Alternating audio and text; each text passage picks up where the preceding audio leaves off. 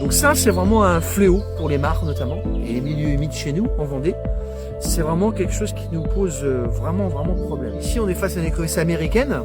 Cette espèce, il y a 40-50 ans, n'était pas du tout présente chez nous. Comme son nom l'indique, c'est une espèce qui vient d'Amérique centrale. Alors, qui est arrivée chez nous, on ne sait pas trop comment. Peut-être par les poissons d'aquarium ou les plantes d'aquarium, voilà, peut-être. Les œufs sont transportés comme ça. C'est une espèce qui se reproduit énormément, très vite, en grand nombre, et qui a réussi à s'adapter à nos cours d'eau. Le réchauffement climatique l'a bien aidé aussi, hein, le fait que l'eau ne gèle plus l'hiver par exemple, et l'eau reste chaude, assez chaude, et l'écrevisse ne meurt pas. Et le problème, c'est que c'est une espèce invasive, c'est-à-dire qu'elle va s'installer quelque part, et elle va se reproduire, et elle va détruire les autres espèces.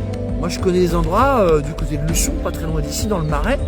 Les fossés sont complètement nus, on voit le fond, il n'y a même plus une plante qui pousse. Ils ont vraiment tout détruit. Dans certains fossés du Marais Poitevin, on a remarqué qu'un poisson comme le sandre pouvait s'en nourrir. Mais le sandre, il faut des fossés avec de l'eau, il faut un fond particulier, donc il faut des conditions particulières. Mais ça suffit pas malheureusement. Mais nous, on a vraiment vu la biodiversité de certaines marques a chuté, mais vraiment chuté.